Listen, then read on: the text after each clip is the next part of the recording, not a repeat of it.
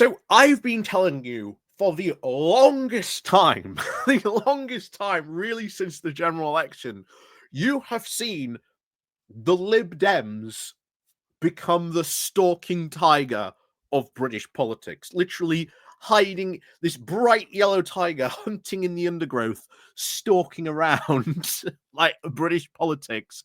Meanwhile, of course, Labour, the Tories, freaking out about reform. Like, oh my God, Nigel Farage is like the biggest threat to like British democracy. And true, you look at the polls. Oh my God, look at how far ahead Reform UK are in the polls. But also, as I've been telling you recently, if Reform UK are that popular, surely we would see some very significant electoral success, right? So since the general election, there has been 180 plus by-elections. How many of those have Reform UK actually won? Bear in mind, we are told consistently and shown in these polls that they are just so popular. They've won 7. They've won 7. This is why I am not worried about Reform UK. It's why I am not making like constant video content about them. I do occasionally, and I do keep an eye on them. I'm not, ignoring them like 100% completely. It's just the reality is they're not the biggest, player or as influential as people think they are. Because again, if they are as popular as people are claiming, why have they only won 7 by-elections since the general election? And coming up to the May local elections, as I also keep on telling you, the biggest winners of this local election are going to be the Lib Dems. I tell you now, the biggest winner of this is going to be the Lib Dems. And it looks like maybe finally someone else has noticed. We're going to go over this piece in the New European. And I agree with this 100% completely, because this goes to tell you what I have been telling you for the longest time, that the Lib Dems, their whole idea, their whole plan for the next couple of years, not to win the next general election, they want to become the main party of opposition. As I keep on telling you as well, Ed Davey, if he goes ahead and these plans come to fruition, then yeah, the Lib Dems, main party of opposition, that will fundamentally change British politics in quite a significant way. If he becomes the leader of the opposition, big, massive sea change in British politics should that happen, and that will see the Tories pushed into third. Why is that happening?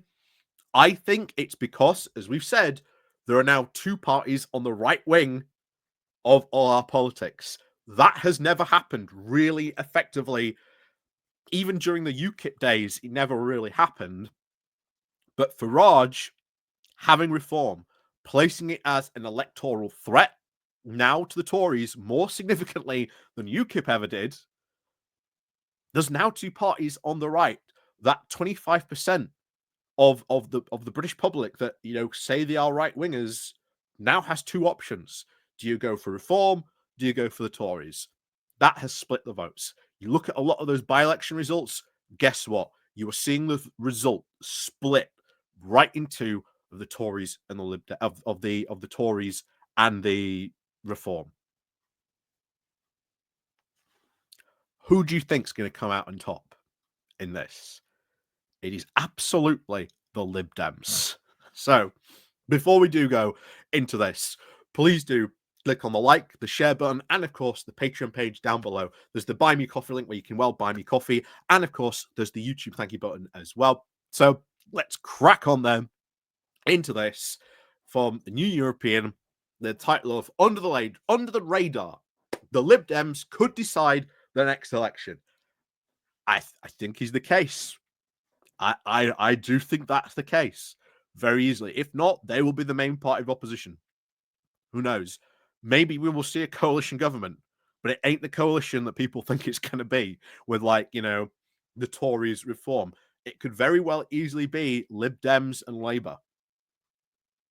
We'll see what happens. But like I say, general election, a long time away. It's still, I think, a bit too early to making predictions about how the next general election is going to go. So, if your interest in British politics is only cursory and you follow it via, of course, the headlines in our biggest current affairs, shows, and newspapers, you'd be forgiven for thinking that the UK only has 3 significant political parties, led by Keir Starmer, Kimmy Badenoch, and Nigel Farage. Again, absolutely right. Absolutely right on this, bear in mind. Meanwhile, of course, Ed Davey has been going under the radar, going into these communities, really reaching out to disaffected Tories and hoovering them up like crazy. Hoovering them up like crazy, he is. And of course, since they take up so much of the conversation, those 3 parties must encompass the full gamut of mainstream political views in the country. Again, if that was your view of British politics, and I would forgive a lot of my foreign viewers who view this channel for thinking that as well. But as I've said for quite a while now, don't ignore the Lib Dems. They are planning, they are plotting, they are biding their time, and they are waiting now for the ideal opportunities, if they have done so already. And so far, and I think the May elections going to be a big opportunity for them. I think they are going to be cleaning up at that point. So Labour, of course, the Conservatives and Reform would obviously all claim that they are now drastically different parties. And of course, on some issues, that is true. But there is much that, of course, unites them too. All 3, of course, say that government departments can make significant spending cuts through efficiencies. All 3 fight one against another about who can do the most to stop the boats and cut immigration numbers. And all 3 say they accept the Brexit referendum and want to keep the UK outside the EU single market and customs union. Again, that's politics. There are going to be overcrosses sometimes. So for those, of course, anywhere near the left or even the centre left, it makes politics and political coverage very dispiriting.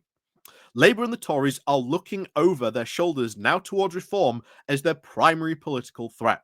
Attention which turns and justifies the now excessive coverage of Nigel Farage's party, which then fuels even further political attention in now an ongoing spiral. Again, absolutely right on that. Despite, of course, Labour winning a majority almost as large of that as Tony Blair in 1997, politics doesn't feel as if it's moved all that far to the left, nor, of course, in a liberal direction. The narrative now of both major parties is they act as if they are the only now threatened from the right. The reality is, of course, quite different. And that is the case. I think the media reality has distorted a lot of people's views of where we are here. And I think because of this, because it is distorted on this, you see so little from the Lib Dems. Meanwhile, they are busy beavering away in this. So, the Liberal Democrats are, of course, the 3rd biggest party in Parliament, even though they secured fewer votes than Reform. The party, of course, referred to as the, quote, the Japanese knotweed of UK politics, by one sympathiser, recently is extraordinarily good now at holding on to seats once they establish a foothold, except from that time they got into government. And again, that's very true. One of the things Ed Davey is talking about and wants to do is to really dig into those Conservative seats that they won.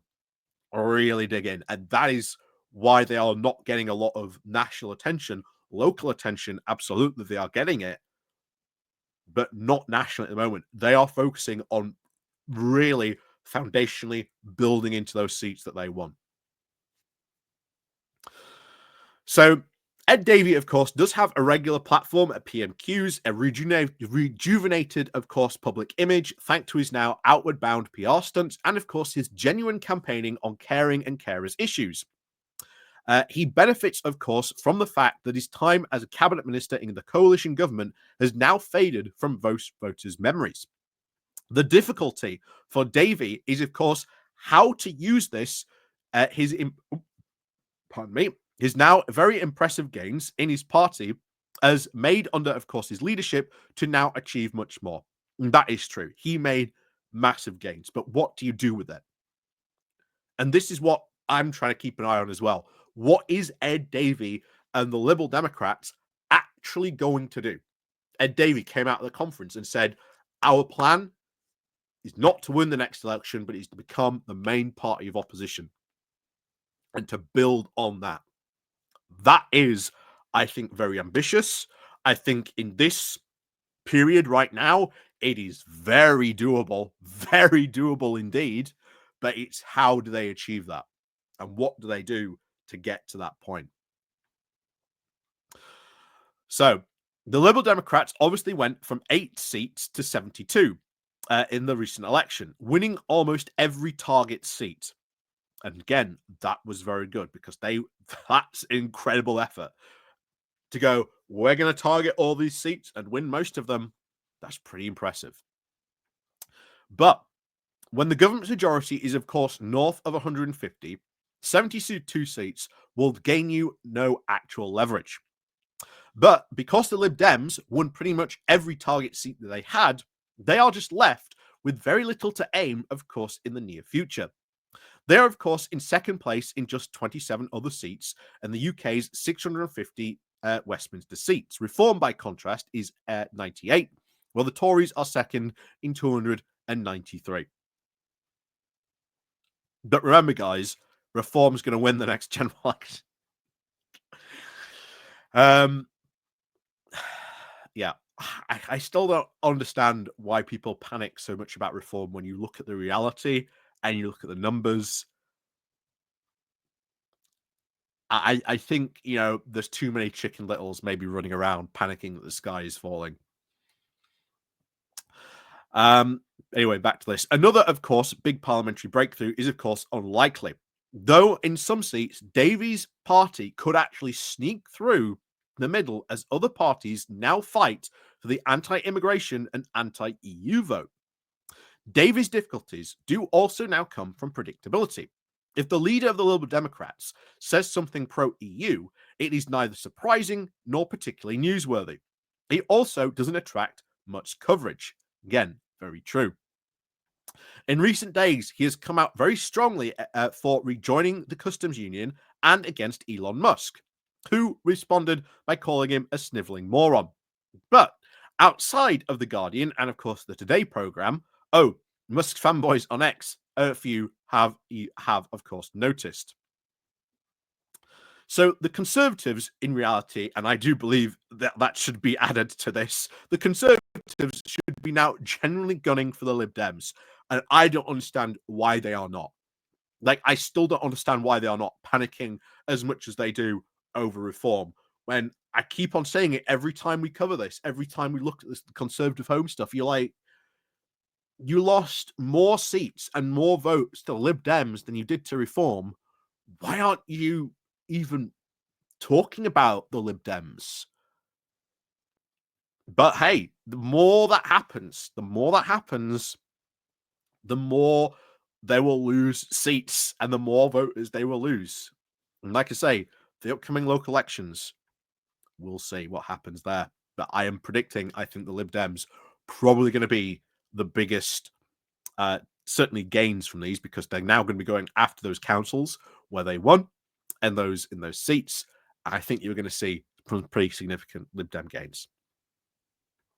So back to it. So they should be, of course, gunning for the Lib Dems, whose 2024 electoral gains almost came entirely now from Tory-held seats. But they're not. They are now complicit. Their now complacency actually might help the party hold their new seats, but it makes it very hard for them to fit into the discourse. The disconnect, of course, between rural Tory seats that they hold in the north and the more urban Labour area seats could, of course, be targeting now a further headache for the party, but it does present opportunity too. I've said this before. You've got a big problem. You've got urban seats, you've got rural seats. If you say something about the urban seats, you annoy your rural voters. If you say something about the rural voters, then you might annoy your more urban voters. It's an incredibly difficult balancing act. An incredibly difficult balancing act.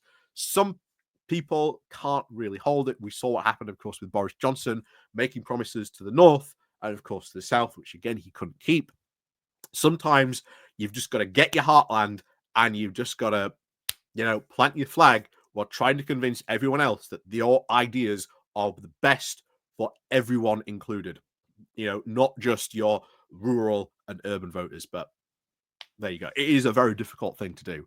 But that is again a matter of messaging. So back to this. The Lib Dems have now, of course, long been very strategically ambiguous as about where their politics lie. For most of the Blair era, they presented themselves as being on the left of New Labour, a reputation burnished by their anti-Iraq war credentials, only then to go into coalition for 5 years, then with the Conservatives. And that did them a lot of damage. I think if they had played a lot better either in those 5 years, been really playing hardball with the Conservatives and actually carry through on a threat to go, we want to do this. You said we would do this in the coalition. You are not allowing us to do this. Right. We are collapsing this coalition because you promised us this. You're not delivering on this. We are collapsing this coalition. A coalition, we are meant to work together. You haven't done. I think they should have played a lot more hardball, because they got taken for fools by the Conservatives on so many times. And a big part of Ed Davey's, revenge plan, as we call it. If you remember when we were covering the general election, Ed Davey was planning his revenge on the Conservatives for all that time in the coalition. Carefully targeting all those Conservative seats, knowing exactly what to say and what was going to flip those voters over to the Lib Dems. So today, they hold many of their seats thanks to, of course, being less threatening to the Tory swing voters than to Labour, but are advocating for wealth taxes, faster climate action, and action against Labour cuts. They are now certainly more liberal and, of course, more internationalist than Labour, while at the same time, when all three major parties talk about immigration only in terms of it being a problem or an unfortunate necessity now in the national interest, can they send a different message?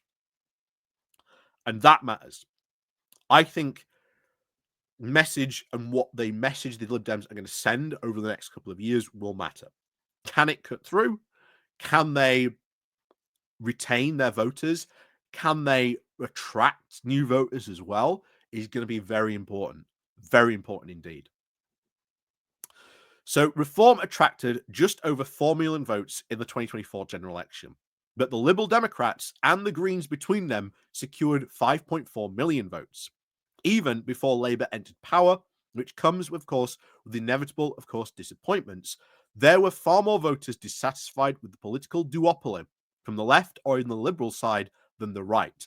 And that is even before looking at Scottish and the Welsh parties. And that's very true.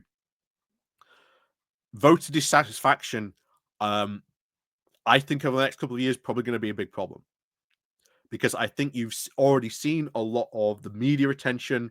Even though I do think Labour has done a lot of stuff good, I think you've seen a lot of people just become massively dissatisfied with Labour almost instantly, and yet they're still barely even a year in power. Even though, yeah, I do agree, there's a lot of stuff that they have done which I don't like, and I've said that before. I don't think they were going to do everything 100% right. No government is ever perfect, but some of the stuff they have done, I think has been very good. And I've talked about that before when they've done stuff right. So I think you should talk up when they do stuff right. I think being that voice is even, I think, more important than talking about the stuff that they do wrong. Because I don't think there's that more attention on the stuff they do right than the stuff that they do wrong. Trust me, you can go all over YouTube and find all the videos about what Labour are doing wrong at the moment, but there's very few people out there talking about what Labour have actually done right, that it is actually good, and you don't see that a lot. That's why I'm sort of doing that content, because that is very much in the minority at the moment. So back to this. There has, of course, been no shortage of column inches spent on the question of whether Labour has, of course, abandoned its working class base. But now it is in power with a huge but fragile majority. The party could be looking at its real voter base, younger middle class voters who are liberal, internationalist, progressive, and who want to see actual change. Again, that's very true as well. But we'll see what happens over the next couple of years, where they sort of focus on what do they talk about, what policies and stuff are we going to see change during these next couple of years. So Labour, of course, does risk falling into the very same trap into which Kimmy Badenoch has so very obviously fallen. That is focusing now on the risks and dangers of reform to the exclusion of all else, focusing on the faction of the electorate that they might claim to the exclusion of all else. That's very true. We've talked about that so much about the problems that Kimmy Badenoch is having because of that. And that is a danger, that they do fall into that they ignore then the rest of the electorate while focusing on just reform. And that is a problem. That is a very, very big problem. Meanwhile, of course, the Lib Dems don't have that problem. They are going after and trying to sort of secure as much as pull as they can. So reform, of course, may draw much of the oxygen in the room and, of course, occupy much of the attention. But that still doesn't make them now the only show in town. The Liberal Democrats, if they even hold or grow their seat total, could now be a pivotal at the next general election. Along with the Greens, they could pull millions more voters from Labour between now and 2028 or 2029. In the worst case scenario, according to a united right regain to power, Labour needs to be reminded which voters make up its base, but it can't take the liberal or young voters, of course, for granted. Again, very true. We saw that in the recent election. That, of course, does suggest the Lib Dems need to avoid the Swinson strategy. Again, the Swinson strategy. She should have got on her boots and gone to the farmyards, gone to the countryside, but she didn't. So, like the Greens, they don't need to look like a credible standalone government. They don't need to try to appeal to a minority of voters. Instead, they need to make a credible case for the principles they believe in. I think that's true. I think that is very, very true. And I think you do see that. Certainly at the moment. Will they hold that view? Will they continue with that? Will they stay that? Will they stay the course? I think Ed Davey, in the party where he is now, I think he's very much safe as houses. Like I say, you've got the upcoming May local elections. Next year, of course, is going to be very big because you've got Welsh and Scottish parliamentary elections. There's some more, I think, local elections, although it's not going to be as big. But yeah, 2026, big year for local elections. I think at that point, that is when you might see changes happen, maybe in the Labour Party, about what they do, what policies they're going to sort of pursue as well. I think you'll see maybe the Conservatives massively, once again, continue worrying about reform. Like I say, after the May local elections, in the run up to the May local elections, you're going to see a lot of panic about that. But we've seen that before in the run up to the last, that last general election as well. Yeah, it's going to be funny, honestly. But like I say, it's the Lib Dems who are going to make hay on this. They are going to make hay massively so on this. So they won't always break through, but sometimes it will. And it will serve to remind people that there are other ways of approaching problems are, of course, possible. It makes people feel heard. Again, very, very true. Again, messaging. Messaging is going to be so important for the Liberal Democrats over the next couple of years. So, so important. And one way or another, it might keep Labour honest, even if only because nervous Labour MPs are now eyeing up all their very small majorities, thinking all that it might keep them in their job the next time around. Again, very true. Very, very true. No one wants to be a one-term MP. No one ever wants to be a one-term MP. And I think, in particularly, we've already know that there's stories going around about, a lot of these new Labour MPs feeling sort of very frustrated, feeling that they're not being listened to. Well, how long before they start to form groups and they start to push for stuff internally? We've already seen that they can affect change. The two-child benefit stuff. They got a lot of messaging from their constituents on that. And Starmer changed his key on that, saying, going from we won't remove it to, well, actually, if we get the opportunity to, we will. And many people think that's not a change, but that is a substantial change. So we will see. We will see what happens and where this goes. But as I keep on saying to a lot of people here on this channel all the time, do not underestimate the Lib Dems, because they are that crawling, giant yellow tiger that you see behind the other parties that they're all, ignoring. So ignore them at your peril, I say. So we'll see what happens. Of course, May will be the big test for them. And ultimately, as I said before, I'm predicting big, big, big wins for them, or at least some really good wins that will see them really sort of, embed themselves into some of these, conservative seats and really hold tight to them. Really hold tight to them. So, as always, let me know what you think down below. Do you think Ed Davey is going to be sort of the leader of the opposition, maybe in the next parliament? Again, if he can do it, if he can pull it off, and I think he's got the opportunity of a lifetime to do that. But can he do it? Is he the one to do it? Or what messaging do you think he needs to employ to be able to do that? As I said before as well, messaging for the Lib Dems over the next couple of years going to be so, so important. So, as always, thank you very much for watching. And of course, as always, we'll see you all next time.